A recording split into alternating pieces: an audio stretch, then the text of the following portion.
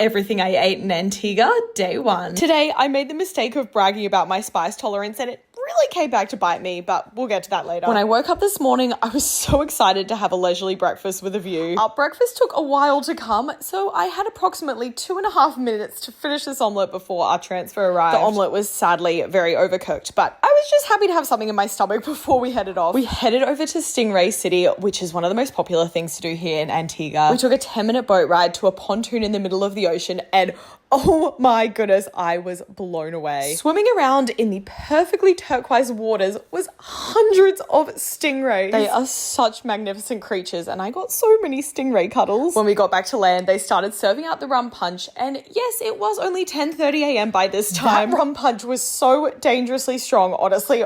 We were all feeling it very quickly. For lunch, we came to this vibey little local restaurant called Smiling Harry's. I tried the local beer and managed to spill it all over the table, so off to a great start. I ordered these saltfish cakes, which I thought sounded so good, but actually they turned out to be a little bit bland. For a main, I got the curry goat with rice and peas. The sauce itself was creamy and packed with spices, and the goat was super tender. The only downside was it was a lot of bones and not a lot of meat on there. I also tried some of the fish and the fungee, which is made with cornmeal and okra. I had spent the meal pouring this super spicy hot sauce on other people's dishes, so finally they got their revenge. My mouth was on absolute fire for the next hour. Later on, we got a little spruced up and headed to the Carlisle Bay Hotel where they put on a pretty epic buffet spread for us for dinner. I started off by trying a Conch fritters. Apparently, Conch is very, very popular here. I had a corn on the cob, which had been marinating in cinnamon, so it had quite a unique flavor. I had to get some macaroni pie, which is basically the Caribbean version of mac and cheese. Peas and rice is another typical side dish, and it's always very well seasoned. The highlight of the buffet selection for me was the ceviche station.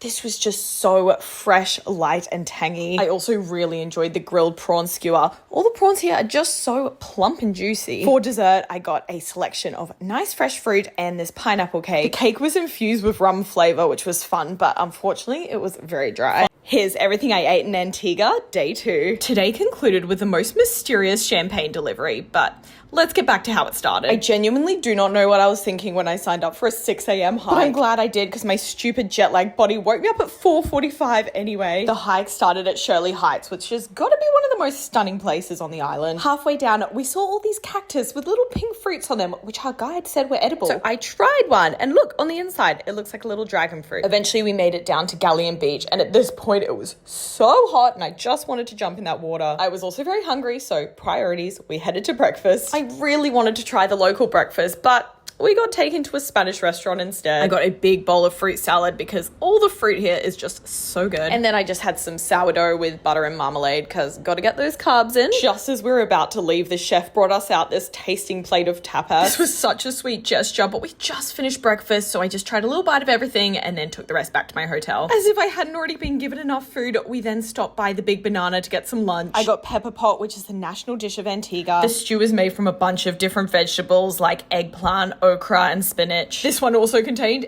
every part of the pig. This is probably really dumb, but when I found this white lump in the stew, I thought it was some weird fatty part of the pig. It turned out just to be a piece of fungee, which is made with cornmeal and is often served with pepperpot. I really wanted to enjoy this, but I don't know, the texture was just a little too slimy for me. I also got what was called a raspberry lemonade, but it's actually made with gooseberries. This was very refreshing, but also very sickly sweet. Later on, we went to this unassuming little restaurant called The Anchor for dinner. This place was filled with locals and actually had such a nice vibe. We got some special rum concoction made by the bartender. All the rum cocktails here are actually just so good. The menu was pretty basic, so I just ordered some shrimp with rice and salad. Honestly, this is some of the best shrimp I've had. They were so fresh and had so much flavor. And for a simple meal, this actually really hit the spot. After dinner, we went back to someone's room as they had randomly received a bottle of champagne with a note from 2 people that they did not know. Obviously, if you get a bottle of champagne to your room, you gotta drink it. So, Jen Miller and John Powell, we don't know who you are, but thank you for the champagne. It was really enjoyable. Here's everything I ate in Antigua, day 3. Today it was the best day ever because we did a cooking class, which is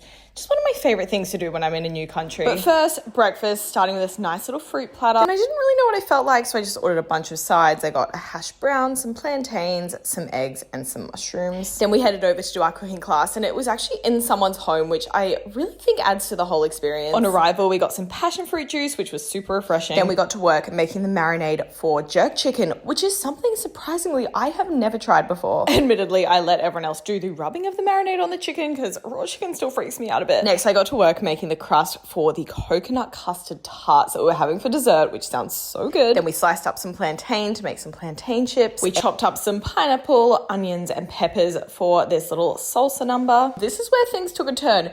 Because we had finished our knife work, we were now allowed to drink the rum punch. And once the rum punch started flowing, I will admit, I do not remember doing a lot of cooking. I did get to work eating those plantain chips, and they were so light, crispy, salty, and just addictive. And that pineapple salsa was the perfect refreshing accompaniment to have with them. After all our hard work, or lack thereof, lunch was ready. I finally got to try jerk chicken, and oh my goodness, I see why people love this stuff. It's so deep with spice and has such a good kick to it. This is so embarrassing. I have become known for my nodding reaction whenever I eat food. So everyone went round and insisted on doing the Nicole nod. Next thing I had was this pumpkin fritter, which was crisp on the outside and light, fluffy, and sweet on the inside. We also had some rice and peas, which was once again impeccably seasoned, as well as some fried plantains and salad for a bit of freshness. Then it was time to try those coconut custard tarts that we made for dessert. The buttery shortbread crust with the creamy coconutty custard was just so delicious and right up my flavor alley. From the cooking class, we went straight onto a sunset cruise where the rum punch continued to flow. While we were on board, we even got a dance lesson. It was something like Zumba. I swear, I have never moved my hips so much in my life. It was actually such a fun evening and a stunning sunset to send us off. We got off the boat and headed to dinner, and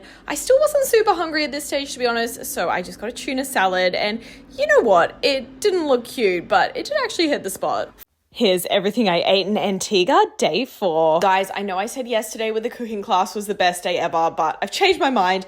It was definitely today. Pre-food tour, I had a little bit of breakfast at the hotel. A plate of fruit every morning just makes me so happy. Also got a poached egg, hash brown, and some mushrooms. Then it was time for the food tour to begin. It was actually restaurant week while we were in Antigua, so there was a lot of different foodie events going on. For our first stop on the food tour, we tried some seafood fried rice, which was really full of flavor, as well as this battered sly fish, which was so crisp and flavorful, and this salted cod fish cake, which is definitely the best fish cake I've had so far. Then we had a little rum tasting, and this English Harbour 10-year reserve, it literally tasted like whiskey. Our next stop was this Rastafarian place serving up vegan Caribbean food. We tried the pea ball, and I found out that peas here can refer to any legume, so I think this one was made with lentils. It's actually very well seasoned and had quite a meaty texture. I also got a ginger and turmeric juice, and listen, I thought I didn't like sweet drinks, but this was literally so bitter I could not drink it. Our next stop was a local bakery who gave us a little selection of their goodies. The first was a sort of biscuit filled with a coconut filling. I liked the flavor of this, but it was just very dry. The next was essentially a bread pudding in muffin form.